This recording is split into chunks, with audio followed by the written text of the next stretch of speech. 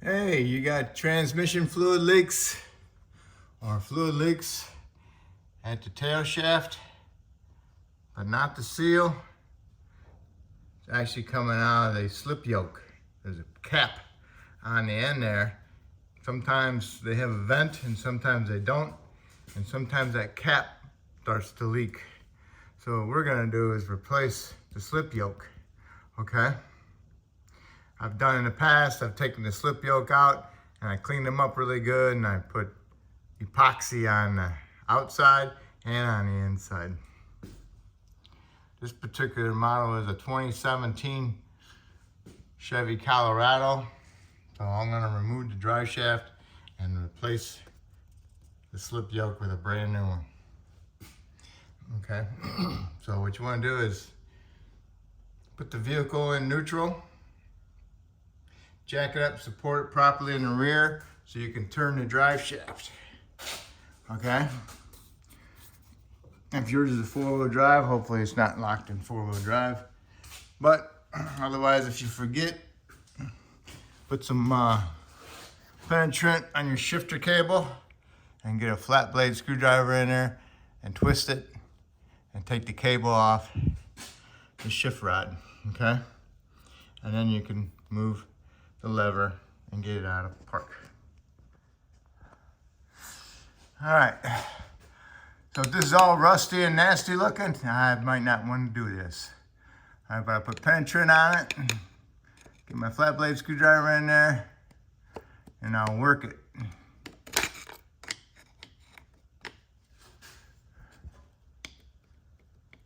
Boom. Now I'm gonna take it out of park. I guess it's gotta go the other way. Okay. It's out of park. So now the drive shaft can turn. All right, so then go back to the drive shaft by the differential and you wanna remove the bolts for the U-joint caps. 11 millimeter or 7/16. Spray them down with some penetrant. Take a marker, mark the shaft to the yoke. Don't really have to do that, but anyway. So then what you want to do is you want to go around and get a wrench on there and break them loose. Hit them with a hammer, the wrench, break them all loose, and then you can take them off with a ratchet wrench or a swivel socket. Okay. Wrench is on there, your hammer, hit the wrench, hit your hammer, break them loose, break all your caps loose. And then what you want to do is you want to remove one cap, turn the shaft, and be left with the one cap on the bottom. And then what you want to do is you want to loosen it up a little bit. Reason why, because you want to stick a pry bar inside there. And you want to break this upper cap loose from the yoke. And you don't want the drive shaft to fall off, okay? Baby, in there. Sometimes they're in there pretty good. What you want to do is break them loose. And that penetrant on it. Let's see. Mofo. Man. That baby's on there. Bonded. Yes, indeed. Okay.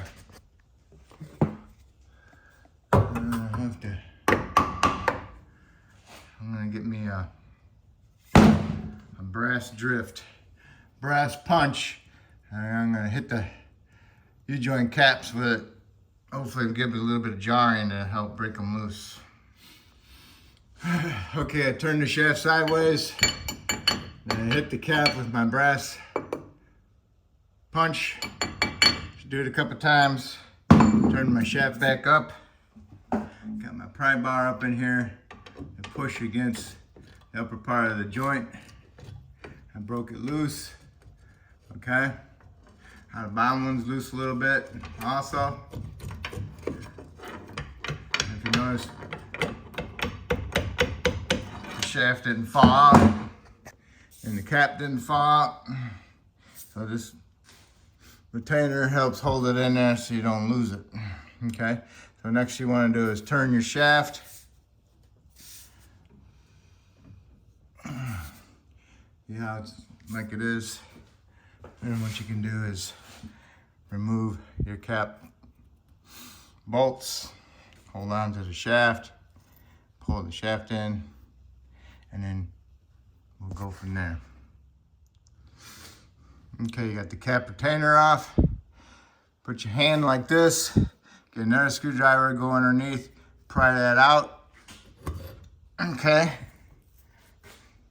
Then you want to check your joint, go back and forth, feel any gritness or stiffness, and it's bad. Same thing with this. And this one has this, it's got a retainer, it comes from cap to cap to keep them from coming apart, so that's good. So it's still bonded together, it's not gonna fall off. If you don't have that retainer on there, from right to left on that, so here you see it, see how it moves? Just wrap some tape around it to hold it together, or twist them and pull them off. Try not to lose any bearings in there, and then you can put a little bit of grease in there before you go back together. All right, so now what we can do is just grab hold of the whole shaft to pull the shaft straight out. Get yourself a pan, put it on the floor to catch whatever comes out so you don't make a little bit of a mess. Okay, I pulled the drive shaft out.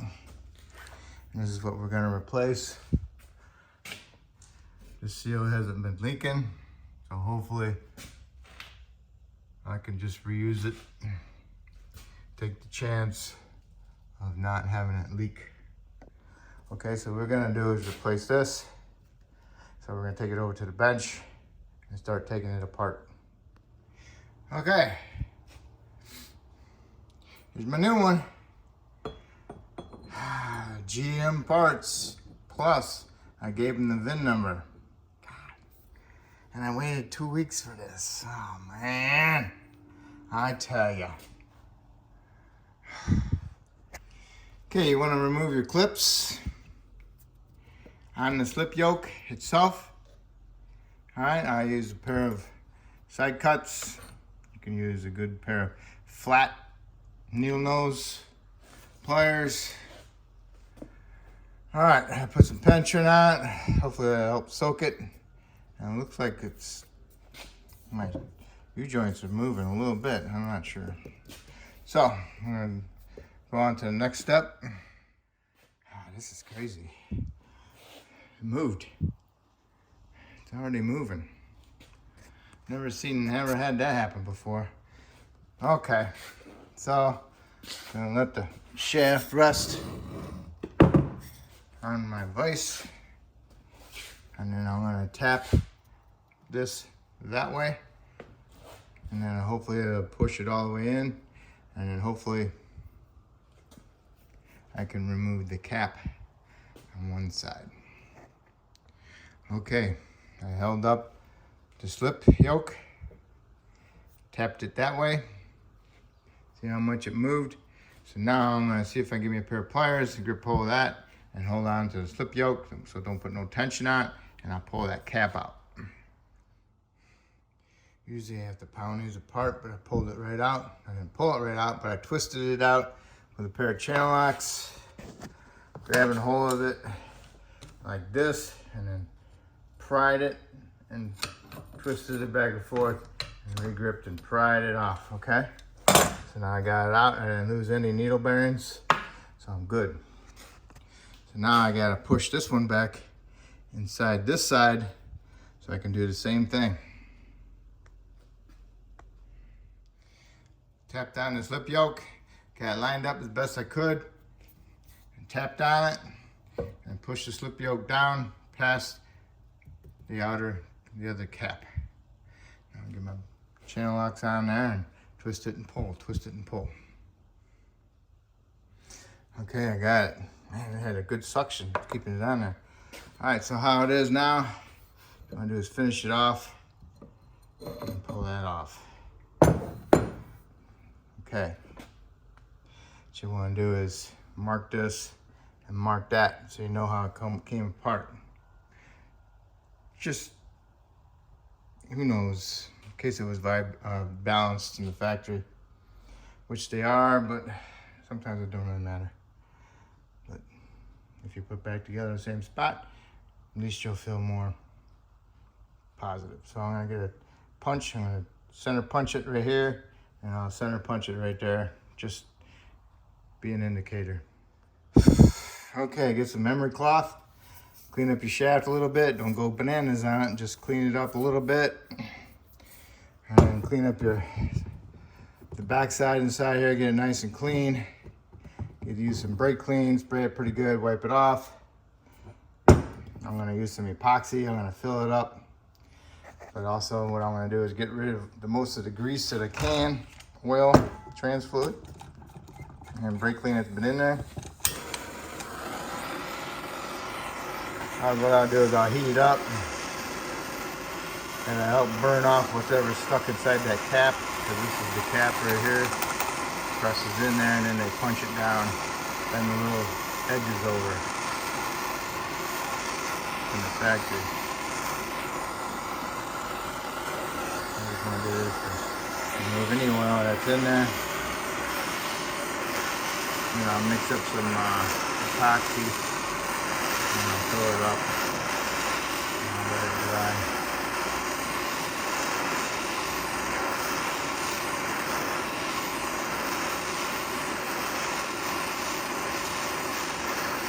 Okay, I don't see any smoke or anything. I think I'm pretty good.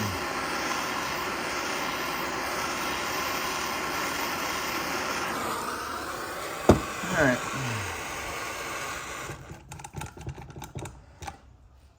Could have done this 2 weeks ago, but I figured I'd do the right thing and buy a new one.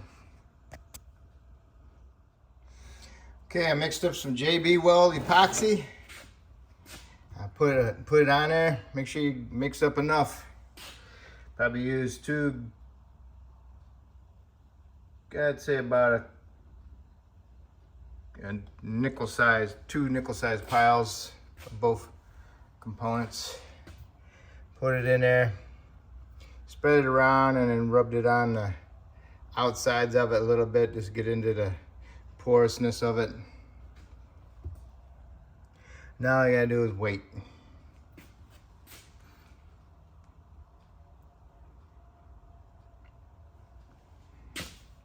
Wait for it to dry, unfortunately. Okay, here's what it looks like now. Well, I put a pool patch on it. It's a round circular clear patch. I put that on there. I tap it down and I smooth it out nice and smooth best I can, and then I'll let it dry. And that's what it will look like when it dries. 24 hours from now. Okay. All right, it's dry enough for me to go ahead and assemble it. Remember to line up your little marks that you put in it. I got a little punch mark right there. So what you do is you put these on there like that.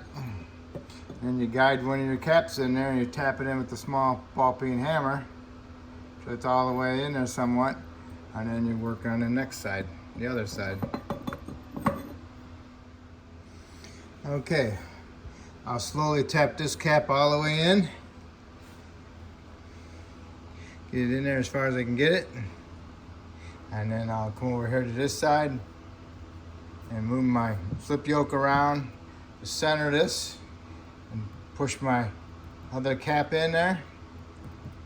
Make sure it just goes right in there nicely. If it doesn't go in there nicely, then one of the needles fell down and it's gonna be binding. So now all I do is tap this in.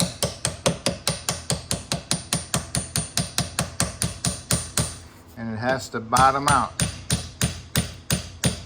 I put grease in there, so it's gonna be a little bit tougher to go all the way down. So, all right, so I got it in there as far as I can get it for now. Now what I'm gonna do is put my snap ring in this side. Okay, my snap ring is in this side. Now what I'm gonna do is put this down on top of my vise pad here, and I'm gonna tap my other joint down. Okay, I tapped it down, so now I can go ahead and put my other snap ring in there. Okay, your snap rings should snap inside the grooves. If they're not, then there's a problem. And also you want to do is make sure it moves freely back and forth. If it doesn't, if it's a little tight, then you might have to like tap on both sides to help center that U-joint. Okay, so now it's good. So now I can go ahead and install this back in on the vehicle. Put a little bit of grease on there. Alright, so now you're going to take your shaft, you're going to stick that inside the end of the trans or the transfer case. And make sure you line up your marks that you put on your shaft to the flange, okay? Okay, get the shaft in, put it back here. Make sure you tap on your caps, get them seated into the flange, okay, with a hammer. And now you can put your retainers on and snug them up.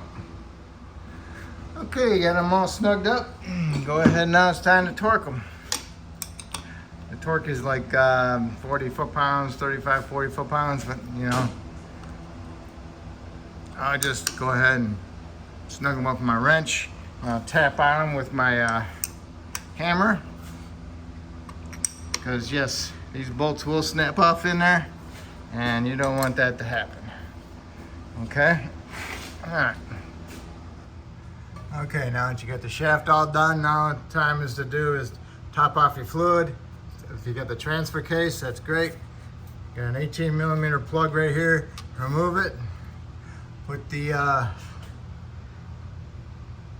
Dextron 5 in it, whatever your trans takes. Pour it in there, pump it in there, squeeze it in there till it comes out, and put your plug back on. Let it sit for 5 minutes. Take the plug back out and let it drain, just so it's a little fine stream. Then you can put the plug back in. All right, you got it topped off. That's set. Okay. Let it drain out a little bit.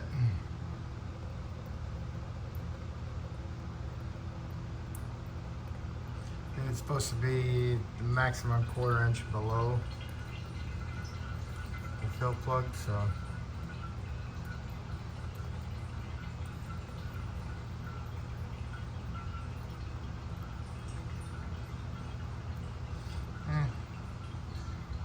That's pretty good.